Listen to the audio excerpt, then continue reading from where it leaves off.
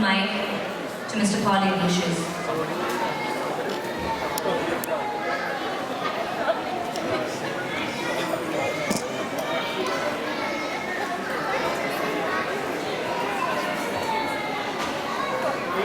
മാവേലിയുടെ വരവിനായി ഒത്തിരി ക്ഷേത്ര കലാരൂപങ്ങൾ, ആധുനിക കലാരൂപങ്ങൾ, അങ്ങനെ കളരിപ്പയറ്റ്, അങ്ങനെ ഒത്തിരി പെർഫോമൻസ് നമ്മുടെ കഴിഞ്ഞു. കഥകളിക്കൊപ്പം തന്നെ സാധാരണ ജനങ്ങളിലേക്ക് കല കൊണ്ടുപോയ ഒരു രൂപമാണ് ചാക്യാർകൂത്ത്. ചാക്യാർകൂത്തും കൂടിയാട്ടവും കഥകളിയെ ജനകീയ കലകളാണ് കേരള മണ്ണിൽ തഴച്ചുകൊള്ളുന്നത്. ഈ ചാക്യാർകൂത്ത് സാധാരണയായി ശ്ലോകങ്ങളിലൂടെ ഒരു പുരാണ കഥ നമ്മുടെ ഇടയിൽ അവതരിപ്പിക്കുന്ന രൂപത്തിലാണ് പതിവ്. എന്നാൽ അമേരിക്കൻ മലയാളികൾക്ക് ശ്ലോകങ്ങൾ മനസ്സിലാക്കാൻ ഉള്ള കഴിവിനെ കുറിച്ച് നല്ല മതിപ്പുള്ളതിനാണ് പുരുഷാർത്ഥം എന്ന ശ്ലോകങ്ങൾ കുറവുള്ള ഹാസ്യപൂർവകമായ കലാരൂപത്തിലാണ് ഇന്ന് ചാക്യാർകൂത്ത്. ഒരു പുരാണ കഥ ചടുലമായി നിങ്ങളുടെ മുന്നിൽ ഹാസ്യരൂപത്തിൽ അവതരിപ്പിക്കുന്നതിന് പകരം പല പുരാണ കഥകളിൽ നിന്ന് പല നല്ല താളുകൾ ഇല്ലെങ്കിൽ ചേർത്ത് ആധുനിക രൂപം അതിനെ വിഴിവ് കാണിച്ചുകൊണ്ടാണ് ശ്രീ ഉണ്ണിയോപ്പത്ത് ഇന്ന് ചാക്യാർകൂത്ത് ഇവിടെ അവതരിപ്പിക്കുന്നത്. ചാക്യാർകൂത്ത് നിങ്ങൾ തുള്ളലിനെ കുറിച്ച് പഠിച്ചപ്പോഴെങ്കിലും ഓർക്കുകയാണ്.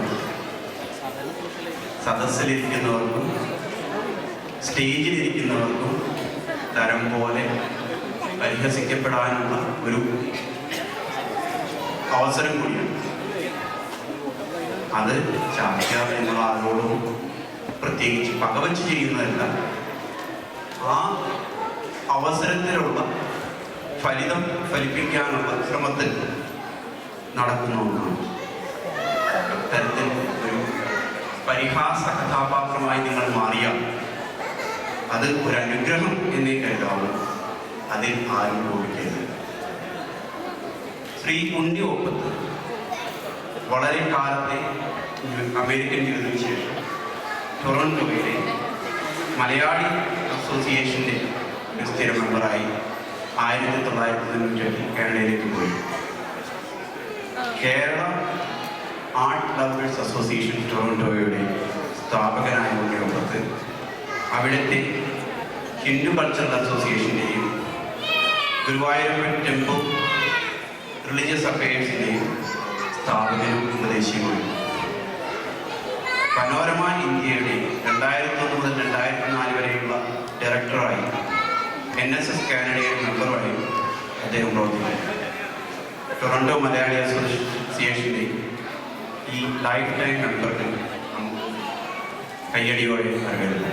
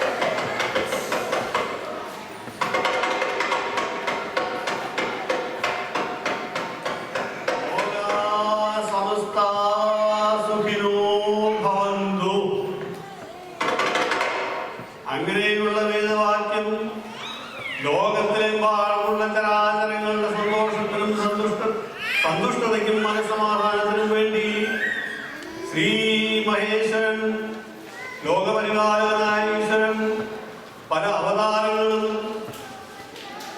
പല പ്രവാചകന്മാരായിട്ടും ദൈവപുത്രനായിട്ടും ഈ ഭൂമിയിൽ അവതരിച്ച് മനുഷ്യരാശിയോട് അതിലേക്കുള്ള മാർഗം സൽകർമ്മങ്ങളാണെന്ന് ഉപബോധിപ്പിച്ചു.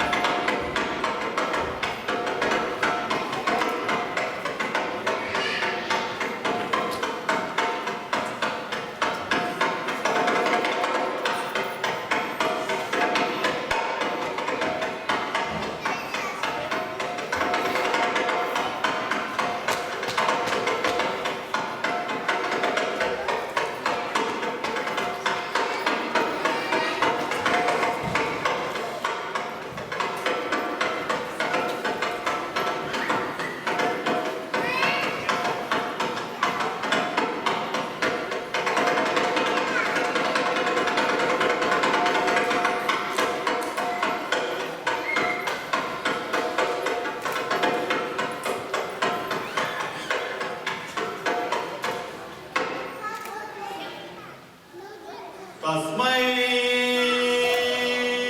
നമഃ കർമ്മണി. എന്താണോ താൻ പറയുന്നത്? തസ്മൈ നമഃ കർമ്മണി. എന്താണോ താൻ പറയുന്നത്?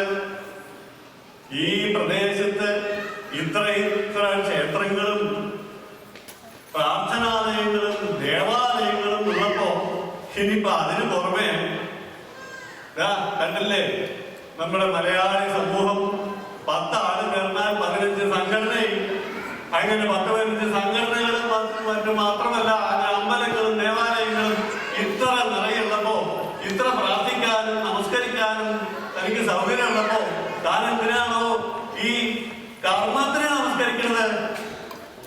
എടോ, ഞാൻ പറഞ്ഞത് ഈ കർമാധീനത്വം എന്ന് പറഞ്ഞാൽ നമുക്ക് മാത്രമല്ല ഉള്ളൂ, സാക്ഷാൽ ഈശ്വരന്മാർക്കും ദിവ്യന്മാരും യോഗ്യതന്മാരുമായിട്ടുള്ള ഈശ്വരന്മാർക്കും ദേവതകൾക്കും എല്ലാവർക്കും കർമാധീനത്തുണ്ട്. ആദ്യം നമ്മുടെ മനുഷ്യന്മാരുടെ കർമാധീനത്തിൽ നിന്ന് നമുക്ക് തുടങ്ങാം. കീഴ്പ്പെട്ടെന്നല്ലേ മേമ്പോട്ട് പോവുക. ഇപ്പോ എന്റെ കർമാധീനത്വം തനിക്കൊന്ന് പറഞ്ഞാൽ, തനിക്കെന്താണ് കർമാധീനത്വം? ഹലോ, ഇത് കണ്ടില്ലേ? ഇതെന്നെ കർമാധീനത്വം. എന്ത് ഒരു സാധനം ഇത് ഇരിക്കണ കണ്ടില്ലേ? അതെന്റെ കർമാധീനത്വം. എടോ, അത് തന്റെ ഭാര്യ നങ്ങിയാലല്ലേ? ഒന്നും പറയണ്ടോ. അതെ, കൂത്ത് ഏൽപ്പിക്കാൻ വന്ന ആള് എല്ലാം സംസാരിച്ച് തീയതി, സമയം, സ്ഥലം ഇതൊക്കെ ഇങ്ങനെ നിശ്ചയിച്ച് ഉറപ്പെടുമ്പോ അകത്തുനിന്ന് ഒരു ശബ്ദം ഉണ്ടാക്കല. അകത്തുനിന്ന് ശബ്ദം ഉണ്ടാക്കുക. അകത്തുനിന്ന് ശബ്ദം ഉണ്ടാക്കാന്ന് പറഞ്ഞാൽ നമ്മൾ ഈ പുരുഷന്മാര് ഉമ്മർത്തിരുന്നുണ്ട്, മുഖത്തിരുന്ന് പറഞ്ഞിട്ട് തീർച്ചയൊക്കെ ചർച്ച ചെയ്യേ പല കാര്യങ്ങളും സംസാരിക്കുക ചെയ്യുമ്പോ ഈ കളത്രങ്ങൾ എന്താ ചെയ്യാ? എന്തെങ്കിലും ഒരു നിർദ്ദേശിക്കാൻ അവർക്കുണ്ടാവും. ആ നിർദ്ദേശിക്കണമെങ്കിൽ നേരെ ഉമ്മർത്തേക്ക് എന്താ ചെയ്യാ? ഒന്നുകിൽ അടുക്കളയിൽ ശബ്ദം ഉണ്ടാക്കാം, പാത്രങ്ങൾ ചടപടോ എന്ന് പറഞ്ഞ് ശബ്ദം ഉണ്ടാക്കാം. ഇല്ലെങ്കിൽ വാതിൽ ഉറക്കെങ്കിലും അടയ്ക്കാം. വാതില് ഇങ്ങനെ ശബ്ദം ഉണ്ടാക്കിയാൽ അതിന്റെ അർത്ഥം അങ്ങനെ ചെല്ല എന്തോ പറയാനുണ്ടല്ലോ. എന്നിട്ടെന്താ അകത്ത് ചെന്നപ്പോ പറഞ്ഞു, അതെ ബുദ്ധിയെത്തിക്കാൻ വന്നതാണല്ലേ? ആ അതെ. ഒരു കാര്യം ചെയ്യാം, എല്ലാം ഒന്ന് ഇരട്ടിയാക്കിക്കോളാൻ പറയാം. അതിപ്പോ എന്താ ഇരട്ടിയാക്കി? അല്ല, എണ്ണ, താടി, ഭക്ഷണം, മാറ്റു വസ്ത്രം എല്ലാം ഇരണ്ടാക്കിക്കോളാൻ പറയാന്നായി. അങ്ങനെ പറഞ്ഞിട്ട് എന്താ ഇരണ്ടാക്കിക്കോളാൻ പറഞ്ഞു വന്ന ആൾ പോയി ചെയ്തു. ബാക്കിയുള്ളവർ ഒത്തിരി പുറപ്പെടുമ്പോ ഇത്രയും വിചാരിച്ചില്ല. അല്ല, ഈ കൂടെ ചാടി പുറപ്പെടുന്ന അത്രയും വിചാരിച്ചില്ല. അങ്ങനെ കൂടെ പുറപ്പെടും. ഇനിയിപ്പോ അതിനിപ്പോ വലിയ വിരോധമുണ്ടായിട്ടൊന്നുമല്ല, അതിനൊരു കാരണം കൂടി ഉണ്ട് ചൊല്ലുക. അതെന്തേ കാരണം? അതെ, വീട്ടിലിപ്പോ യുദ്ധം നടക്കുക. ആ സങ്കടം കൊണ്ടൊന്നും ഒഴിവായത് യുദ്ധം. അതെന്താണോ യുദ്ധം? അല്ലെ, യുദ്ധം എന്ന് പറഞ്ഞാൽ സാധാരണ അമ്മായിയമ്മയും മരുമകളൊക്കെ ആയിട്ടായിരിക്കും. അല്ലെങ്കിൽ അമ്മായിയമ്മളായിരിക്കും. ഇതിപ്പോ അങ്ങനെ നല്ലതാണോ? അല്ല. പിന്നെന്തേ? വീട്ടിലെ യുദ്ധം മുരിങ്ങക്കൂട്ടാനും ചോറുമായിട്ടാണ്. താൻ എന്തൊക്കെയോ പറയുന്നത്? മുരിങ്ങക്കൂട്ടാനും ചോറുമായിട്ട് യുദ്ധം ഉണ്ടാകും. മുരിങ്ങക്കൂട്ടാനും യുദ്ധമായിട്ടാണ്. അപ്പൊ വീട്ടിലെന്താ? വീട്ടിലെ തൊടിയില് മുരിങ്ങമരം നല്ലോണമുണ്ട്. അപ്പൊ മുരിങ്ങയാണ് കൂട്ടാൻ വെക്കുന്നത്. ആരോഗ്യത്തിനും നല്ലതാണ്. കണ്ടില്ലേ? നല്ല ആരോഗ്യം ദൃഢഗാത്രമായിട്ടിരിക്കണം. കണ്ടില്ലേ? അങ്ങനെ ആരോഗ്യത്തിനും നല്ലതാണ്. പക്ഷേ കുറച്ച് ദിവസമായിട്ട് മുരിങ്ങ കൂട്ടാൻ ആദ്യം ചോറിനായിരുന്നു കിണ്ണത്തിന് സ്ഥാനെ. ഈയിടെയായിട്ട് കുറേശ്ശായിട്ട് മുരിങ്ങക്കൂട്ടാൻ അങ്ങനെ സ്ഥാനം ഇങ്ങനെ അതിക്രമിച്ചിങ്ങനെ കയറാൻ. ചോറിന്റെ സ്ഥാനം കുറഞ്ഞു തുടങ്ങി. മുരിങ്ങക്കൂട്ടാൻ അതിക്രമിച്ച് ഈയിടെയായിട്ടുണ്ടോ ചോറിന്റെ സ്ഥാനം തീരെ ഇല്ലാട്ടെ. മുരിങ്ങക്കൂട്ടാൻ അങ്ങനെ കിണ്ണത്തിൽ സ്ഥാനം കിട്ടും. ആ വിഷമം തീർക്കാൻ കൂടെ ആയിട്ട് പോകണ്ടാണ്. താൻ ആള് മോശല്ല, വീട്ടില് ദാരിദ്ര്യം പട്ടിണിയാണെന്ന് അങ്ങനെ പറഞ്ഞാൽ പോരെ. ഈ മുരിങ്ങക്കൂട്ടാൻ യുദ്ധമാണ്, ചോറിനോട് യുദ്ധമാണ്, ചോറിന്റെ കയ്യേറിയൊക്കെ പറയണോ? ആള് വെളുക്കുന്നതിനാണല്ലോ.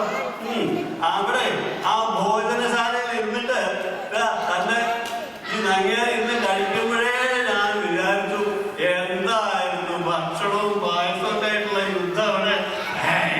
ഇങ്ങനെ തേവി ഇങ്ങനെ കഴിച്ച് ഇങ്ങനെ ഏമ്പൊക്കെ വിട്ടുകൊണ്ട് ഇങ്ങനെ അവിടെ ഇരിക്കണമുണ്ട്. എന്നാലേ അതിൻ്റെയൊക്കെ ക്ഷീണം ഉണ്ടാവില്ലേ? അങ്ങനെ ചെന്നോളൂ, സുഖമായിട്ട് വിശ്രമിച്ചോളൂ. ഇവിടെ ഇപ്പൊ ചായക്കാരെ കണ്ണു തട്ടാനായിരിക്കണമെങ്കിൽ അത് നമുക്ക് ഇവിടുന്ന് ആരെങ്കിലും പിടിച്ചു കിട്ടാം. പോയിക്കോളൂ കേട്ടോ.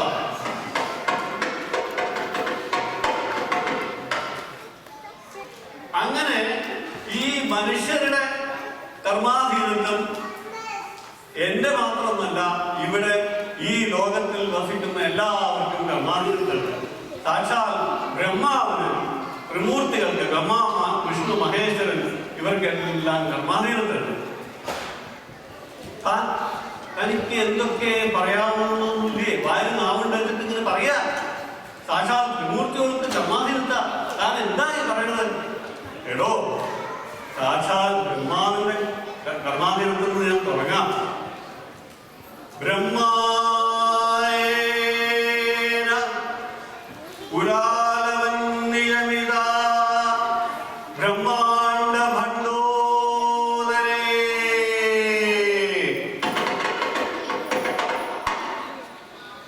ബ്രഹ്മായേന പുരാലവൻ നിയമിത. കുലാലവൻ എന്ന് പറഞ്ഞപ്പോ മനസ്സിലായില്ല അല്ലേ? കുലാലവൻ എന്ന് പറഞ്ഞാൽ കൊശവൻ. മുഖത്ത് നോക്കി വിളിക്കണ്ടെന്ന് ചേർത്തു. മൺമണിക്കാരൻ. ഓരോരുത്തരുടെ തൊഴില്. അപ്പൊ താൻ ഈ പറഞ്ഞു വരുന്നത് എനിക്ക് മനസ്സിലായില്ല. ബ്രഹ്മാവനും കുലാലവനും ഒന്നാണ്. അതെ, ബ്രഹ്മാവും കുലാലവനും പഞ്ചഭൂത പഞ്ചഭൂതങ്ങളെ പറയുമ്പോൾ എന്താണോ ആ നാലുപുറം നോക്കുന്നത്? അങ്ങനത്തെ ഭൂതങ്ങളൊന്നല്ല. പഞ്ചഭൂതങ്ങൾ എന്ന് പറഞ്ഞാൽ ഭൂമി, വായു, അഗ്നി, വെള്ളം, അങ്ങനെ ആകാശം, അങ്ങനെ പഞ്ചഭൂതങ്ങളെ കൊണ്ടാണ് ബ്രഹ്മാവ് സൃഷ്ടി നടത്തുന്നത്. അതേമാതിരി തന്നെയാണ് പുരാതനം സൃഷ്ടി നടത്തുന്നത് കണ്ടു അതിനർത്ഥം. അതെ, പക്ഷെ ഒരു ചെറിയ വ്യത്യാസം. എന്താ വ്യത്യാസം? പുരാതനം സൃഷ്ടി കഴിച്ചിട്ട് ഒന്ന് ചുട്ടിട്ടാണ് പ്രവർത്തിക്കുള്ളൂ. ബ്രഹ്മാവോ സൃഷ്ടി കഴിച്ച് പ്രവൃത്തിയും കഴിഞ്ഞിട്ടാണ് ബ്രഹ്മാവിന്റെ സൃഷ്ടികൾ തുടങ്ങുന്നത്. അവർ വ്യത്യാസം. ഇനിയിപ്പോ ബ്രഹ്മാവിന് കർമാധീനത്തെ എന്താ ഇത്രയും സൃഷ്ടിച്ചു വിടാൻ? ഇതിനെ കണ്ടില്ലേ? ഇങ്ങനെ പല പല പല പല പല പല സമ്പ്രദായമുള്ള സൃഷ്ടികളല്ലേ ബ്രഹ്മാവിന് സൃഷ്ടിച്ചു വിടുന്നത്. ഇതൊക്കെ എന്താ ചെറിയ കാര്യം? ബ്രഹ്മാവിന്റെ കർമാധീനത്തോട് തന്നെയാണ്. ചില ആൾക്കാർ യോഗ്യനാണെന്ന് വിളിക്കുക, ചില ആൾക്കാർ ആഢ്യനാണെന്ന് വിളിക്കുക. എന്താ യോഗ്യത? ചിലവരുടെ നാട്ടുപുറത്ത് കൂടെ ഇങ്ങനെ നടക്കുമ്പോ വളരെ യോഗ്യനാവും. വീട്ടില് ഭാര്യയും മക്കളുടെയും അതിൽ അടുത്താണ് എടുക്കാൻ ഒക്കെ പോയി, യോഗ്യതയും പോയി, എല്ലാം പോയി. അതേമാതിരി ചിലവര് വീട്ടില് ഭയങ്കര യോഗ്യത കാണിക്കും, നാട്ടില് പോയാൽ ഒരു വിലയുണ്ടാവില്ല. പിന്നെ ചില ആഢ്യന്മാർ. എന്താ ഭയ ആഢ്യന്മാർ? ആഢ്യന്മാർക്ക് എന്താ പ്രത്യേകത? എടോ, ആഢ്യന്മാരുടെ കാര്യം പറയുമ്പോഴാണ് ഒരു നമ്പൂതിരിയുടെ കാര്യം എനിക്ക് ഓർമ്മ വന്നു. അതെന്താ? നമ്പൂതിരികളൊക്കെ അന്യന്മാരാണെന്നാണോ? അല്ല, നമ്പൂതിരികളിൽ ആഢ്യന്മാരുണ്ട്. അങ്ങനെ ഒരു ആഢ്യൻ നമ്പൂതിരി ഒരിക്കല് അദ്ദേഹത്തിന്റെ അമ്മാത്തയ്ക്ക് പോവാ. അമ്മാത്ത എന്ന് പറഞ്ഞാൽ എന്താ? അമ്മാത്ത എന്ന് പറഞ്ഞാൽ അമ്മയുടെ വീട്, അത്രയുണ്ട്. അപ്പൊ അവിടെ എന്താ വിശേഷം? അപ്പന്റെ വലിയപ്പന്റെ നവതി 90-ാമത്തെ രാമ, അതെ, നമുക്ക് അപ്പന്റെ നവതിക്കൊന്നും പോയിക്കളയാം. നാം പുറപ്പെടാം. നാളെ രാവിലെ പോവാം.